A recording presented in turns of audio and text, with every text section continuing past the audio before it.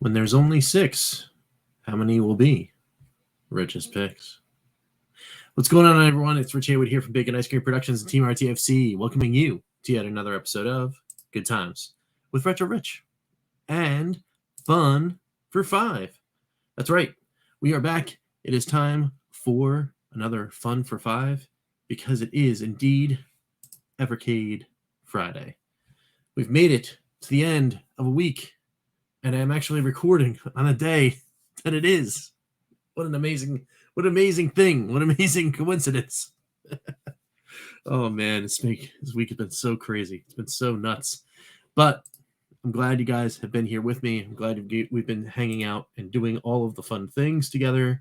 And thanks, guys. Just thanks for being there and watching the vids and doing all that kind of stuff. And welcome everyone new who's come in and noticing all of the numbers that are pertinent to channel and YouTube goodness have been going up.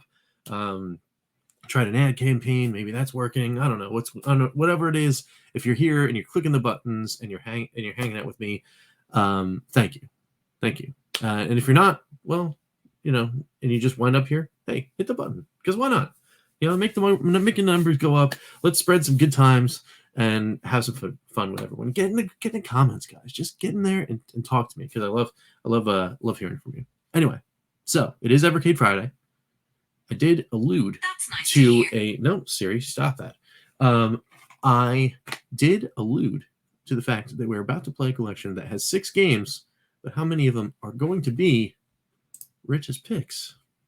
We will see, because we are playing Interplay Collection 2. There it is. There it is right there.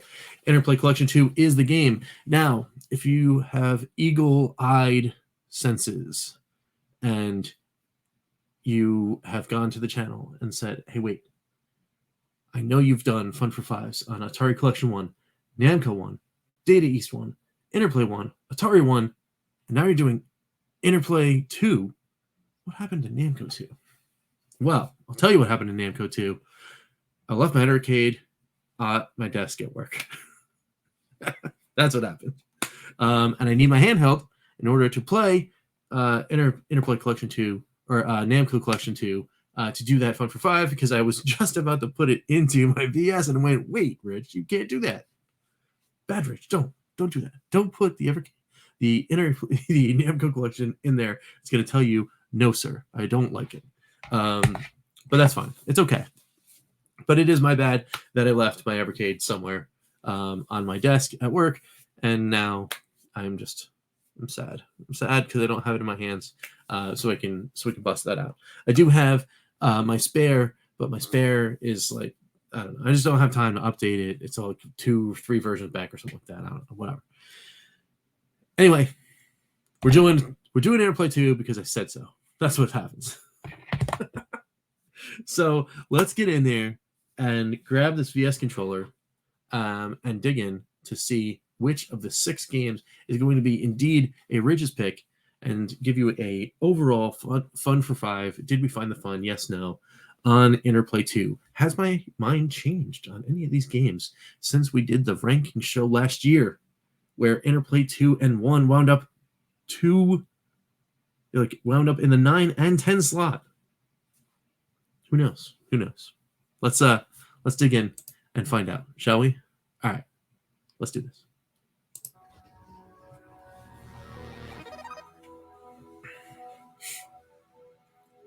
Here we are, right here on Interplay Collection 2. Now, normally what happens is we don't have enough time to go through all of the games in, quote unquote, the 5 minutes. So what we would do is, I would just start doing my Rich's picks right then and there. And that's pretty much what we're going to do. So how we're going to do this is we're going to skip Clay Fighter 2 and Claymates right away. Sorry, guys. I would have done something with these games, but they're just not great. They really are. It's like there are some redeeming qualities in the games. They could be fun for some, and some people really do enjoy them. And you know what? Good for you.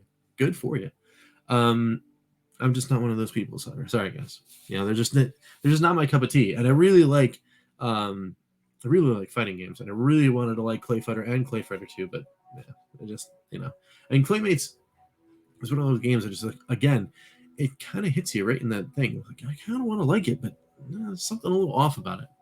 Anyway, that's just my opinion. It's okay. I can't win them all. But what's the first pick? It's Earthworm Jim 2. And why is it Earthworm Jim 2? Because Earthworm Jim 2, in my opinion, is everything refined about the craziness of the first game and distilled to the point where it's almost a must play. Like, if you are if you're a fan of action platformers, and especially if you're a fan of action platformers in the 90s that have to have the dude, that edge, because it is that late 90s, it's right before the grunge era, like all that kind of crazy stuff is going on. You needed a new mascot, but the new mascot was not just your bog standard family friendly thing. You wanted the guy with the dude. Earthworm Jim was like that guy, right? It is a pretty classic game, and of the two games, I prefer Earthworm Jim 2 above all. Now, compared to most other platformers, do I put it in the pantheon and go, oh, you got to play Earthworm Jim 2 is so great? I don't know. Maybe it gets there for me.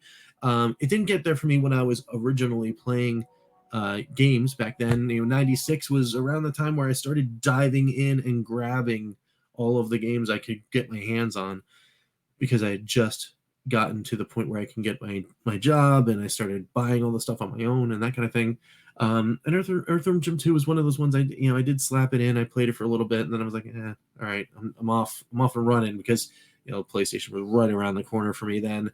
I had just barely I think I just barely picked mine up, and I started playing all those 32-bit, the early launch titles from the year before, and I was gearing up for what would become my year of just blanking out on all games except for one, and that was getting my hands on Toba 1, getting the copy of Final Fantasy VII demo, and then just doing nothing but researching everything until that game came out. Maybe taking a slight detour playing some Lunar on the Sega CD. So that's where that went for me. So Earthworm Jim kind of got buried in that. But enough talking. Let's play some Earthworm Jim 2. Like I said, it is a pretty it is a pretty classic game. A lot of people have this game in their top games of all time. I don't know if I will have that ever in top games of all time, but all of the things you want from Earthworm Jim 1, like I said, are in here. Everything is so much more easy to manage. You've got all of the jumping is a little tighter, the action is a little tighter, the graphics, the music, all that kind of stuff is like just it's classic. It's classic. It just screams 90s. And of course, you've got all of the cool things happening. Jim's just screaming up a storm every 5 seconds, groovy, cool, like I don't know, it's just so 90s. It's so 90s. Can I double click it? Can I? Let's see if we can.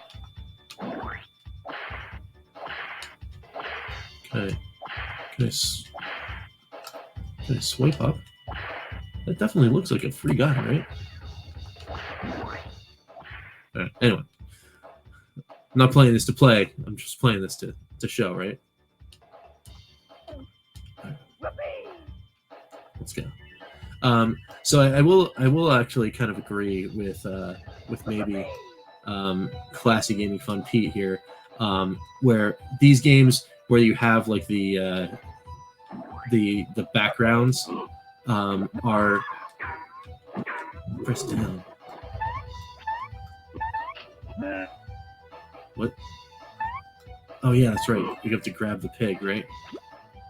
What do we have to do in here?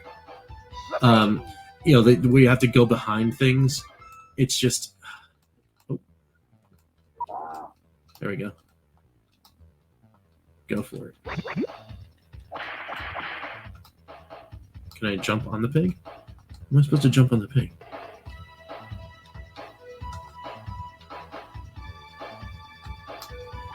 Oh, there we go.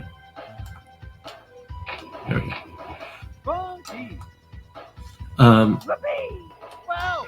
Whoops. What happened?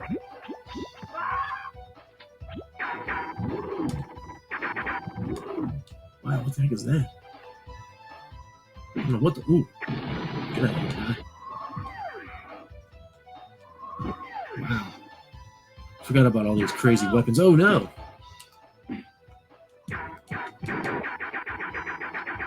We got a shield. Oh.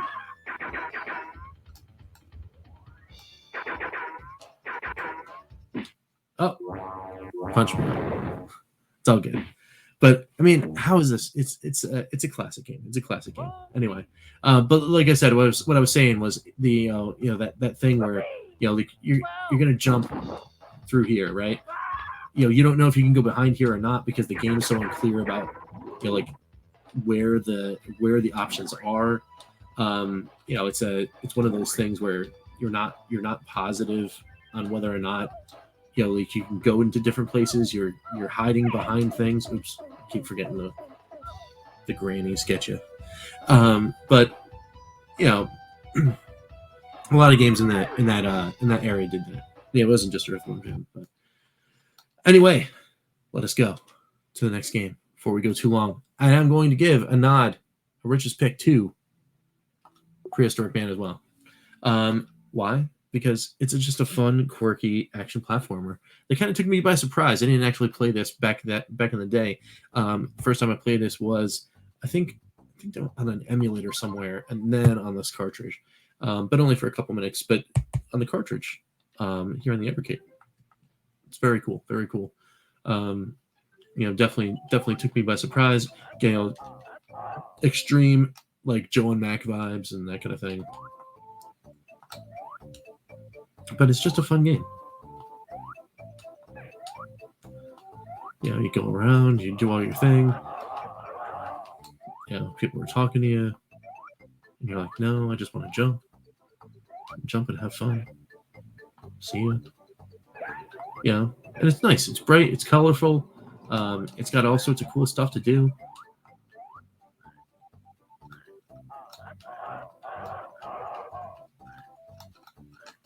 Yeah, we can go in here.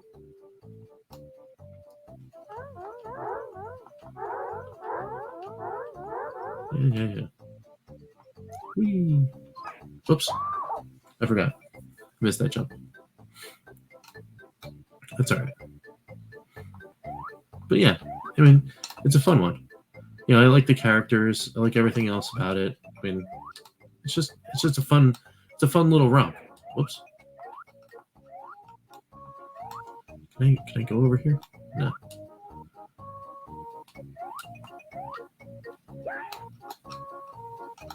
Go in here.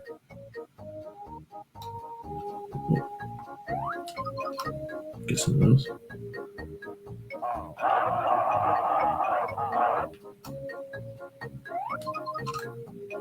Nice. I don't know what that does. I forget what the shot did. But whoa.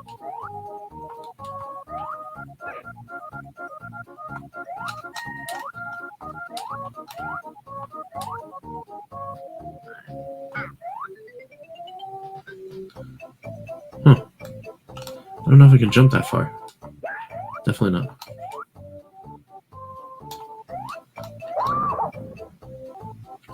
Alright. So anyway, you get the point. It's Prehistoric Man. Definitely cool. Check it out if you want. Definitely cool. Definitely cool stuff. Alright. So I'm also going to give a honorary mention to Adventures of Rad Gravity. It's a pretty cool game. There are some flaws in it. I don't know if it gives the full Rich's pick, but I did have fun playing this game. And the reason why is because when you get to doing your play, there is some cool things that happen to be not 100% an analog to, but there is a special connection with this game and me to another game that I used to play on the Sega Master System, and that game is Zillion. Now, where there's a lot of differences. Now, this is a full, like action platformer, like full 2D jumping action platformer, unlike Zillion. You do still have like that spy element where you're going into rooms and you have to infiltrate the base, and then once you're done infiltrating the base, you have to find a computer and then hack it and then make sure you can go through the next level. It does actually give you that kind of vibe. At least it does for me. But here.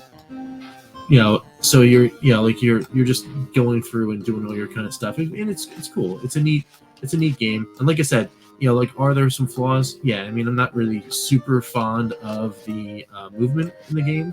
It is a little too floaty. The jumps are a little too crazy. The game itself is a little punishing for actually what just happened right now. Me trying to get through different parts of the stage and like barely falling off of platforms and stuff like that. It's a little unforgiving. But there is some fun to be had here. So, ouch. Not really having a great time here. But there you go. You're going through, you're getting all your stuff, you're getting your score, you're getting your points. All the kind of crazy stuff is going on. Oh, there we go. Jump over those guys.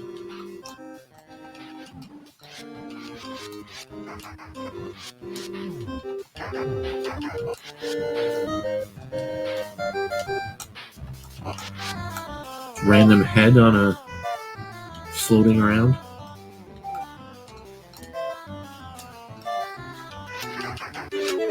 Oh, all right! I died before I could get to the next thing. But at least you get their password, so you can go and continue on the adventure. But anyway, that was Adventures of Rad Gravity, which brings us to the Braineys, which is a definite Rich's pick. Why? Because it's just a quirky, fun puzzle game, and it is all. I'm all about that. I'm all about quirky, fun puzzle games. And of course, the game has the Tood, right? It's got the Tood. So yes, I grab and catch and trap and Brainy. Yes. We actually did a score challenge on this, if I'm not mistaken, which is fun. There we go. But this is one of those games. It's like the chill and relax. I know there's a timer, so there is some stuff that kind of like there is an element of stress,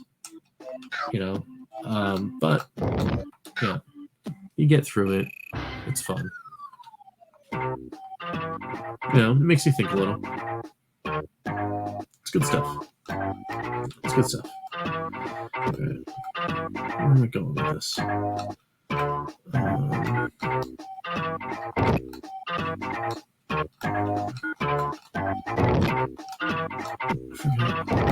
Definitely not doing this right, but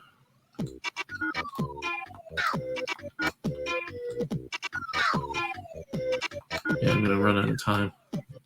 Yep, that's okay.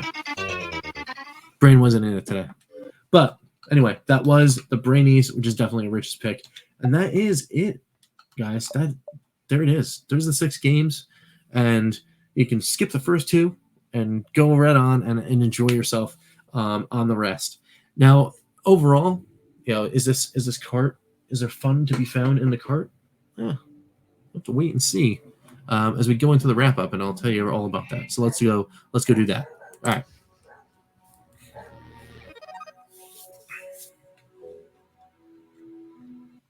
All right, guys. Here we are in the wrap up. Talking about Interplay Collection 2. There it is. There it is again. And, finishing up this fun for 5. Did we find the fun in the cart? Yeah, we did. I mean, not to say that like all these, there's collections, even though this one doesn't hit the sweet spot for me, right? Interplay Collection 1 and 2 still, I think, would rank somewhere on the bottom. Now, would they be the total bottom when we do the whole re-ranking? We do all 22 carts? I don't know. Maybe there is some life to be had in there. Does it go above some of the ones that were on the bottom of the barrel for the initial 11 through 20 rankings? I don't know. I mean, we'd have to find out and really dig in there. But the fun is indeed found on Interplay Collection 2. This is the hairy edge of yeah but territory, but I'm gonna give it the edge because although it's not, again, my super favorite of all time, Earthworm Jim 2 is such a power game, though. I mean, you kind of push it over, and having cool little quirkiness in Prehistoric Man and Adventures of Red Gravity and the Braineys, which was like a kind of like surprise puzzle game for me that was really awesome. Definitely good times. Definitely good times for me. So, is it good times for you? Let me know down below in the comments. Love to hear from you. Just hop on in. Let me know what you think about that. And we will be continuing on our journey.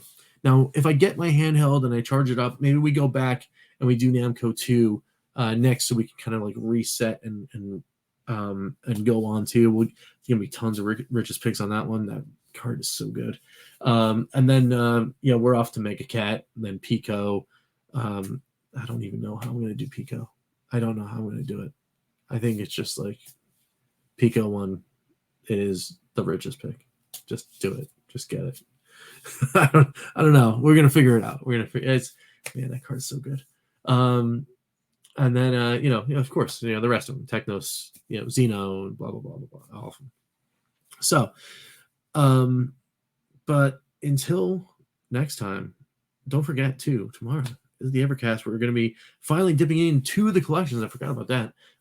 We're starting off with Intellivision Collection 1. We're going to be doing the top row of games. The first 4, we're going to be talking about those. It's going to be really good. And we're going to be talking about all sorts of cool stuff.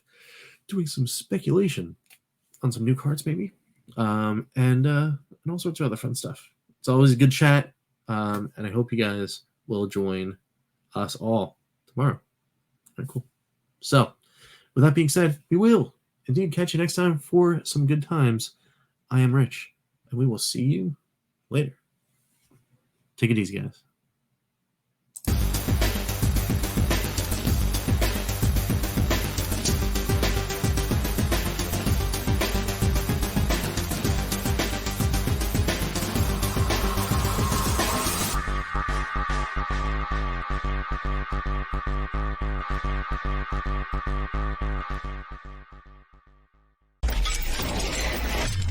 RTFC.baconicecream.com